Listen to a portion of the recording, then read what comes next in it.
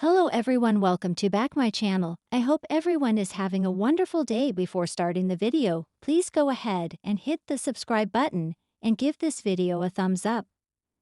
This week's slow burn should go to Daphne and Carter's romantic connection on The Bold and the Beautiful. At first, Steffi hired Daphne to break down FC's former power couple, Carter and Hope. However, Daphne didn't expect deep feelings to come along with this new gig.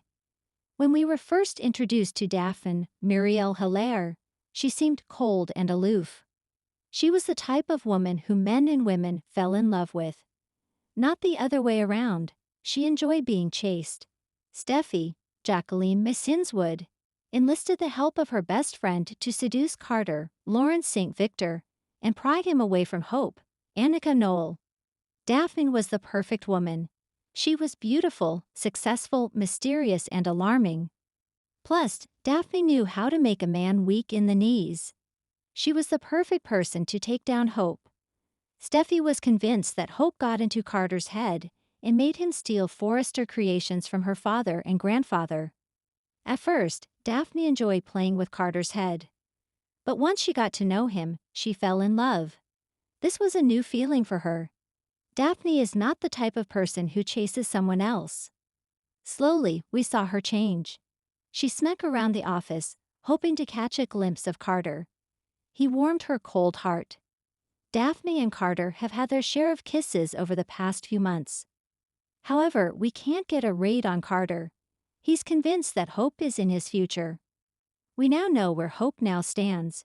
She offered her heart to Liam, Scott Clifton, but she's only doing this out of sympathy. Carter has a penchant for chasing the wrong women. For some reason, he's attracted to those who are emotionally available or have a complicated dating history. Finally, Carter has a beautiful woman who's in his corner, and he doesn't want her. But we could see Daphne and Carter becoming a thing soon. We're excited to see how this slow-burning romance plays out. The sun dipped low over the Los Angeles skyline, casting warm amber light through the Forrester Creations executive suite. It was quiet, peaceful even, as if the fashion house had taken a deep breath after a long week of chaos, betrayal, and high-stakes couture drama. Daphne Thomas, the poised and enigmatic design assistant, recently brought in by Ridge Forrester, stood by the large window with a tablet in hand. Her dark curls were pinned in a sleek twist, her eyes scanning the silhouettes for the spring line, but her thoughts wandered. She told herself she came to LA to work, to build her future, to put the East Coast behind her. But ever since her arrival, she found herself distracted, not by the glamour, not by the competitive edge of the Forrester legacy, but by someone she hadn't expected to cross paths with. Carter Walton, the COO.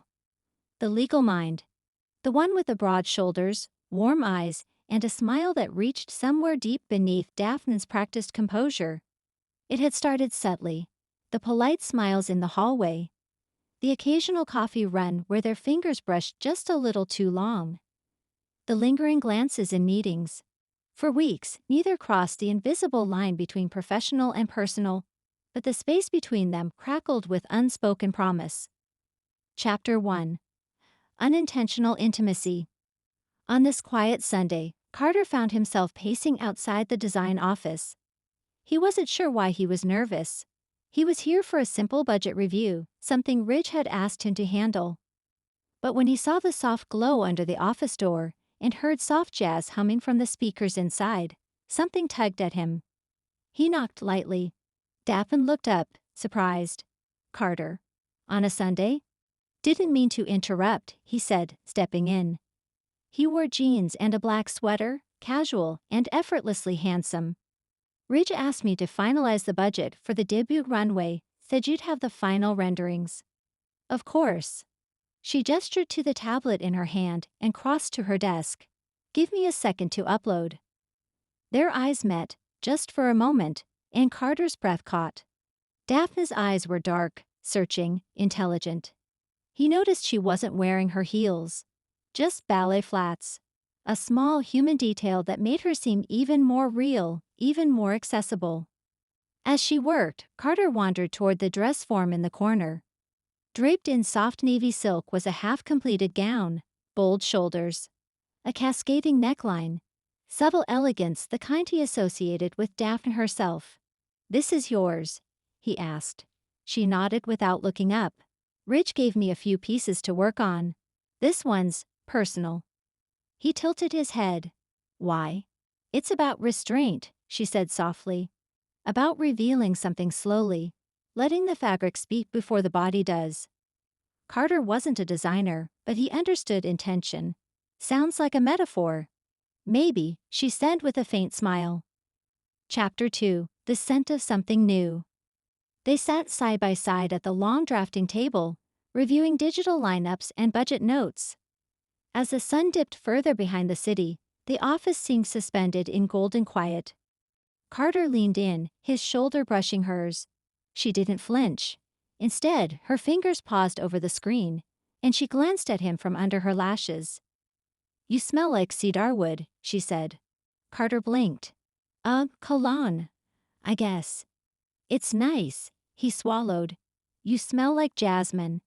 Daphne arched a brow, clearly not expecting that. "It's not just the perfume," he added quickly. "You always do, whenever you pass by." She stared at him, the soft jazz shifting to something more languid, more sensual in the background. Their bodies weren't touching now, but the electricity between them grew more tangible by the second.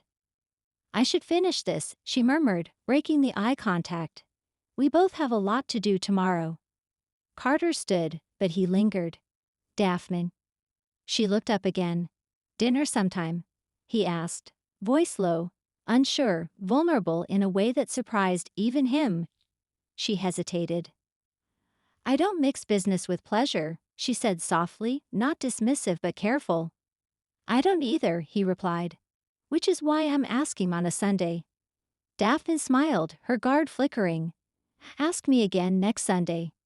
Chapter 3: Whispered Sundays. The next Sunday came with a drizzle.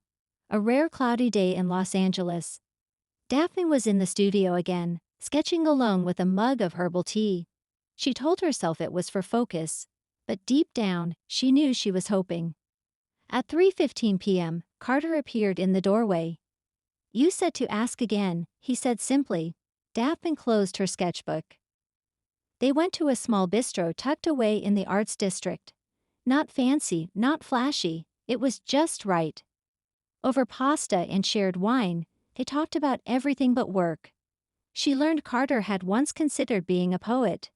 He learned Daphne danced ballet until she shattered her ankle at 15. The conversation never lagged. The silences were full, not awkward.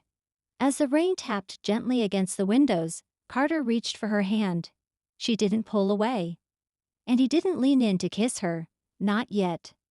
Chapter 4: The Slow Undressing of the Soul. Over the next few weeks, their Sundays became sacred. They never defined it. No grand declarations, no stolen kisses behind closed doors. Instead, Carter bringing her chocolate croissants. Daphne helping him reorganize his home library. Soft laughter. Long walks. Shared glances across Forrester meetings that no one else seemed to notice. But one Sunday, Daphne didn't show up at the studio. Carter called, only to hear her voice, low and tear-streaked. "I'm sorry. I had to see my father today. He's in town." "You okay?" "No," she said after a long pause. "He said I'll ruin my career if I let a man distract me. That Forrester's just a detour before I crash." Carter was quiet for a moment. "Do you want me to come over?" She didn't answer. So he did anyway. Chapter 5: The Almost Kiss. She opened the door in sweatpants and no makeup. Vulnerable. Raw, still beautiful. They sat on her couch. She didn't speak, neither did he. And when her head finally rested against his shoulder, he let his arm wrap around her gently. She turned her face into his neck. "Why are you being so kind?" "Because I see you." She looked up, and for a heartbeat, their faces hovered close. So close. But instead of kissing her, Carter pressed a light kiss to her temple. Slow burn, not yet. Chapter 6: The Party That Changed Everything. The Forrester Gala was a glittering affair. fashion royalty, champagne, photographers. Daphne wore one of her own designs, sleek, bold, with a high slit that made Carter nearly lose his breath when he saw her. But they kept their distance all night. Too many eyes. Too many questions. When Ridge introduced Daphne to a European buyer and mentioned she might be going to Milan for 6 months, Carter's smile faltered. Daphne caught the expression, just a flicker, but it was enough. Later, on the balcony, she found him alone. 6 months, she said. He nodded. Big opportunity. I don't know if I want to go. You'd be amazing. And you? She asked, voice soft. What would you do if I went? He looked at her. Wait. Her breath caught. But only if you ask me to. She stepped forward, heels clicking softly on the marble. What if I said I wanted you to kiss me before I decide? Then, finally, Carter leaned in. The kiss wasn't rushed, it wasn't greedy. It was slow, aching, reverent.